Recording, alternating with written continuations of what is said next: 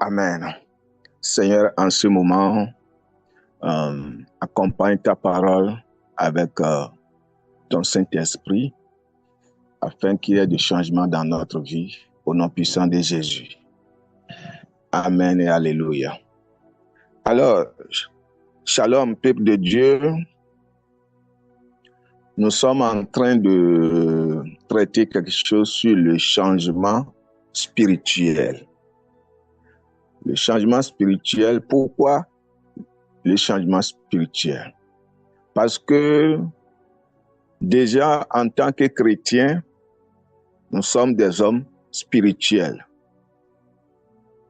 des hommes de Christ, que Dieu a façonné à travers sa parole. Alors, nous ne devions pas être des hommes ou bien des femmes charnels, parce que en étant charnels, nous n'allons pas jouir de la grâce de Dieu, nous n'allons pas accomplir les devoirs que Dieu a pour nous sur la terre. Et ce devoir qui est, déjà, il nous a fait une lumière, nous sommes vraiment la lumière, et que ceux-là qui sont autour de nous, dans nos maisons, dans nos services, un peu partout, nos amis doivent voir cette lumière luise. Et cette lumière ne doit pas lui suivre. Et s'il n'y a pas de changement spirituel en nous. Le changement spirituel, c'est le changement positif de manière où Dieu voudrait que nous menions notre vie. C'est très important. Donc, nous ne devons pas, bien-aimés, venir en Christ avec la vie du monde, l'attitude du monde, la manière du monde, la manière où le monde pense, ils agissent. Non. Tout ça doit être enterré. Tout cela doit être enterré. D'ailleurs, c'est pourquoi dans le livre de Romains, chapitre 6, nous allons revoir encore le verset 1 et 3. Romains chapitre 6, nous avons donc regardé le verset 1 et 3. Qu'est-ce que cela nous dit? Il dit, que dirons-nous donc? C'est une question. Que dirons-nous donc? Demeurions-nous dans le péché afin que la grâce abonde? Cela veut dire quoi? Demeurions-nous dans l'ancien monde, dans l'ancienne attitude, dans l'ancienne façon de faire des choses, afin que la grâce de Dieu abonde. Et quelles sont ces anciennes façons de faire des choses? Voyez-vous, le péché, le mensonge, la haine, etc. Donc, Paul, ici, en train de dire non, nous ne devons pas rester dans cet ancien état afin que la grâce de Dieu puisse vraiment abonder dans notre vie. Le verset dit, loin de là, nous qui sommes morts au péché, comment vivrions-nous encore dans le péché? Nous sommes morts au péché.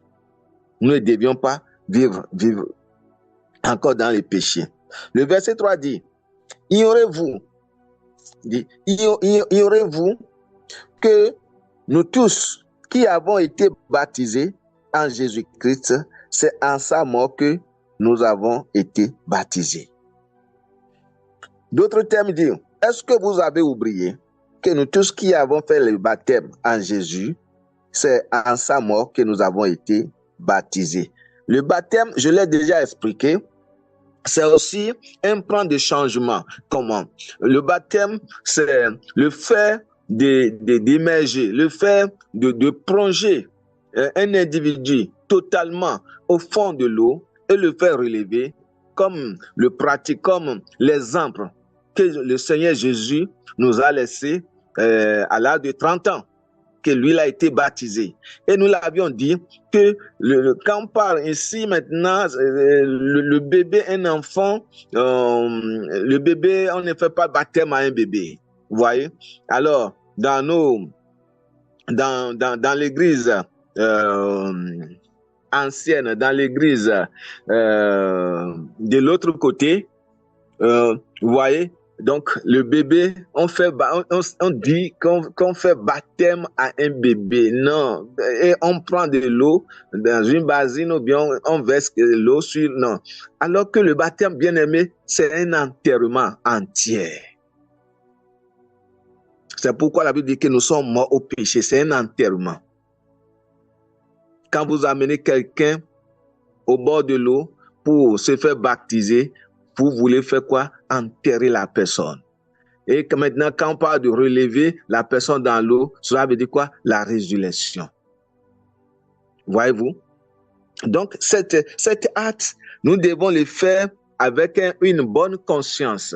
Et nous devons savoir ce que nous sommes en train de faire. Et cela, vous voyez, déjà, ça amène beaucoup de changements dans notre vie. Cela amène beaucoup de changements dans notre vie. Ouais. Et nous ne pourrons pas changer, bien aimés dans le Seigneur, notre vie ne pourront pas vraiment changer si nous ne donnons place à la parole de Dieu. Si nous ne laissons pas, si nous ne laissons pas la parole de Dieu nous façonner. Si nous ne laissons pas notre cœur à Dieu de nous changer. Et si nous voulons vivre, nous, notre vie, la vie ancienne, bien aimé, ça serait difficile de changer. Et spirituellement, bien aimé, si vous êtes changé selon Dieu sur le plan spirituel, vous verrez que sur le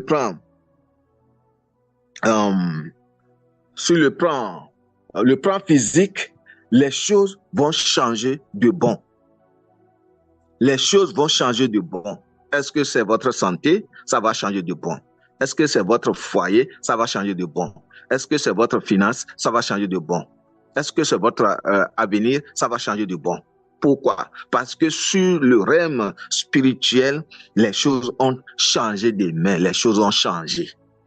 Dès que les choses ne sont pas changées, dans le realm spirituel, aussi le physique, vous avez à en souffrir.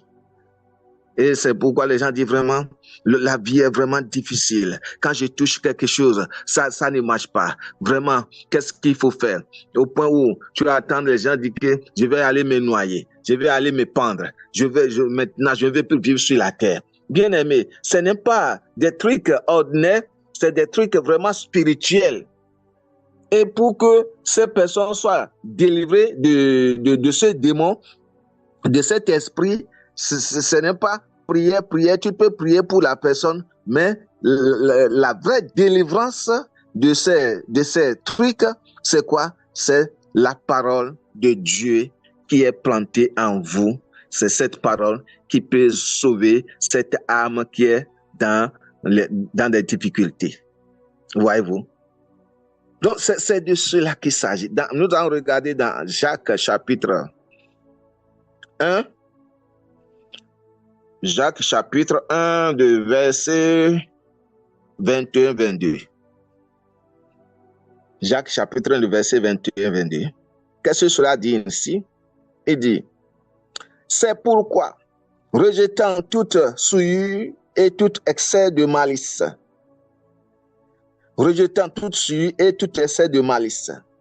recevez avec douceur la parole qui a été plantée en vous et qui peut sauver votre âme.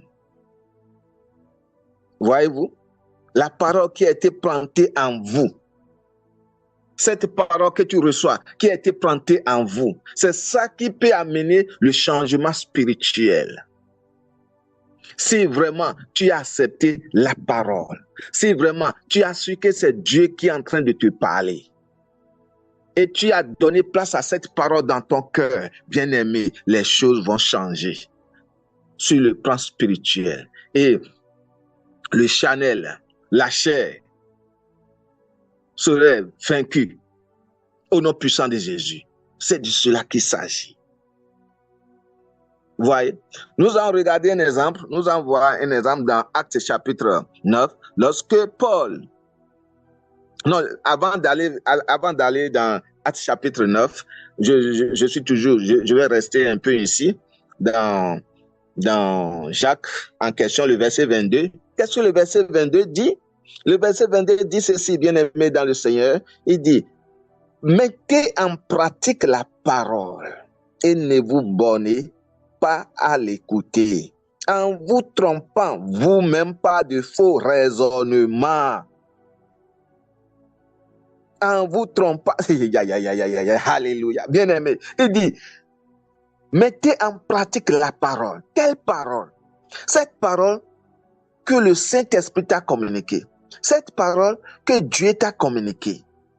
Oh, bien aimé, je suis en train de parler maintenant, mais évidemment, le Saint-Esprit, lorsque tu te connectes, et tu n'es pas là juste fatigué, en train d'écouter quelqu'un qui est en train de parler comme radio, peut-être, tu n'es pas là, considérer ça comme, bon, c'est une radio, bien, c'est un forum, et tu as considéré que c'est la parole de Dieu, et tu as considéré cela que vraiment, ce qu'on est en train de faire, c'est sérieux, et tu t'es connecté.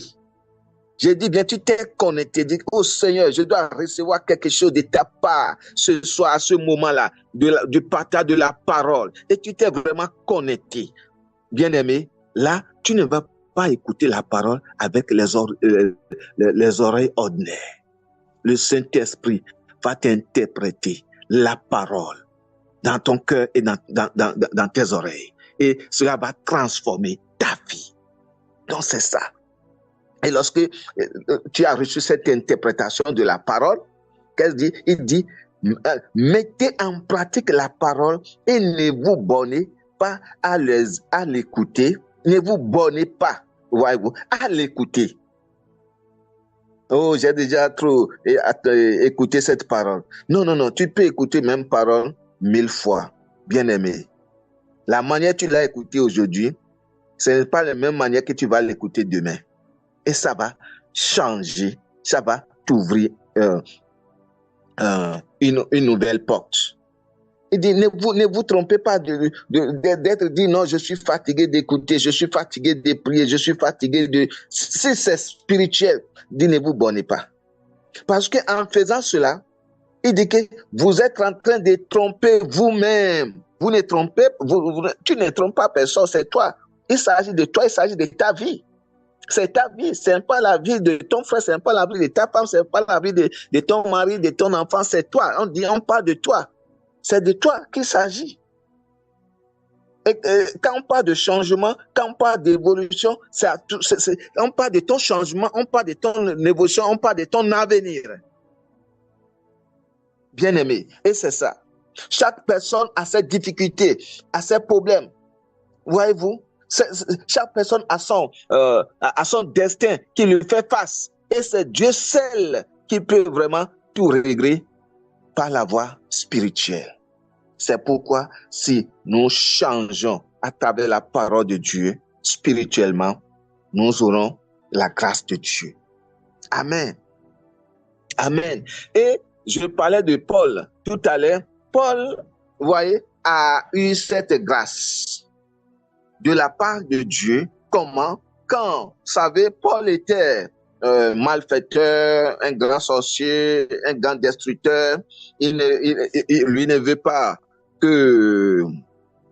Il ne veut pas voir les chrétiens en train de faire d'appeler le nom de Dieu. Quand n'importe où vous appelez le nom de Dieu, et Paul fait, il prend des lettres, il va là et il détruit tout.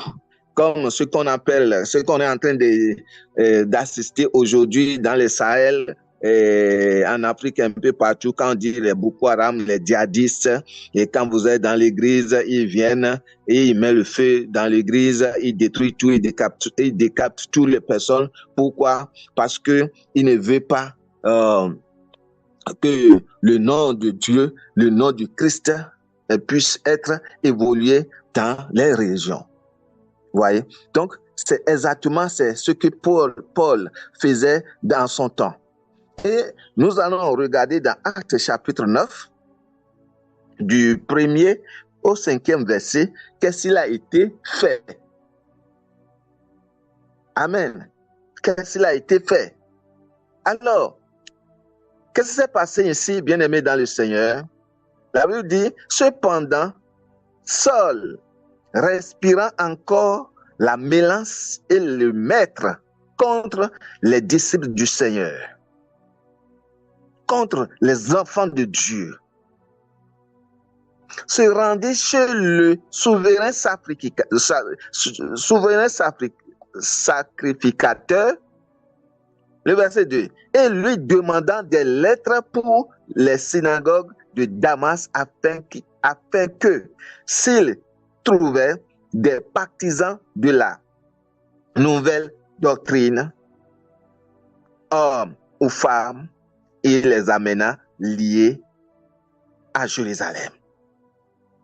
Il demande des lettres pour aller à Damas, dans les synagogues, dans les églises de Damas, afin que s'il trouvait des partisans de la bonne, de la nouvelle doctrine. Et quelle est cette nouvelle enseignement, quelle est cette nouvelle doctrine dont il est en train de parler? Cette parole qui change la vie, cette parole qui donne la promotion, cette parole qui guérit les hommes, cette parole, oh bien-aimé, qui fait des miracles instantanés. Si il y a des gens qui ont vraiment cru à cette parole, ou des femmes qui ont cru à cette parole, il doit les lier et les amener à Jérusalem pour les faire exécuter. Et comme lier veut dire, oui, lier, par exemple, le mot anglais lier dit, they will be bound with chain. They will be bound with chain. Ils seront liés à chaîne et amenés à Jérusalem. C'est son plan pour les exécuter, pour les tuer. Maintenant, le verset 3 dit quoi? Bien-aimés dans le Seigneur, nous allons évoluer sur le temps et nous allons continuer prochainement, mais nous allons évoluer vers le verset 3 d'abord. Comme il était en chemin, comme il était en chemin, avec cette intention mauvaise de détruire toujours ce que Dieu est en train de faire, de détruire toujours les enfants de Dieu, de les tuer toujours, de défier Dieu toujours, bien-aimé. Et voici que personne ne peut pas défier Dieu. Il a fait, si Dieu s'est tué jusqu'à ce moment, bien-aimé, c'est que Dieu l'aime et Dieu lui donne quoi? La grâce de se repentir, bien-aimé. Tout ce que tu fais et que cela n'est pas, Dieu n'est pas d'accord, bien sûr, n'est pas en accord dans la parole de Dieu, cela n'est pas en accord avec la parole de Dieu, et tu penses que oui, je l'ai fait, même malgré que je l'ai fait, oui, rien ne s'est pas passé, si ça, tu te trompes. Tu te trompes. Si tu as tué et jusqu'à maintenant, tu n'as pas trouvé sa gravité. Si tu as avorté et jusqu'à maintenant, tu n'as pas trouvé sa gravité. Si tu parles mal des gens et jusqu'à maintenant, tu n'as pas trouvé sa gravité. Si tu as des haines, de malice, ou tu fais la prostitution et tu te dis chrétien et tu n'as pas trouvé jusqu'à maintenant sa gravité. Tu vis dans des débauches et tu vas à l'église, tu pries et tu n'as pas trouvé sa gravité. Bien-aimé, il faut savoir que Dieu est en train de te donner un temps de changement. Un temps de changement. Un temps de changement. Et si tu refuses de changer, Dieu décide de ta vie ce que cela doit être. Bien-aimé. Ici maintenant, nous allons voir le verset 3 en train de nous montrer maintenant la décision de Dieu, ce que Paul devait être, la décision de Dieu pour Paul. Vous voyez? Et le verset 3 dit, comme il était en chemin et qu'il approchait de Damas, tout à coup, une lumière venant du ciel resplendit autour de lui. Une lumière ardente, une soleil ardent. Lumière resplendit autour de lui. Le verset 4 dit, il tomba par terre et il entendit une voix qui lui disait, Saül, Saül, pourquoi me persécutes-tu? Bien-aimé, quand il a entendu cette voix, il est familier avec cette voix. Il dit que cette voix doit être le Seigneur. Cette voix doit être le Maître. Et il a questionné la voix. Il a dit, qui es-tu, Seigneur? Qui es-tu, Seigneur? Vous savez, quand il a dit qui es-tu, Seigneur, nous avons vu qu'il a écrit le Seigneur avec S majuscule. Cela veut dire, ce n'est pas un petit Dieu. Il a référé au Seigneur, le vrai Dieu. Voyez-vous? Qui es-tu, ô Seigneur? Et quelle est la réponse? Le Seigneur dit, je suis Jésus que tu as persécuté. Que tu persécutes. Je suis Jésus que tu persécutes. Il te serait dû de régimer contre les aiguillons. Amen.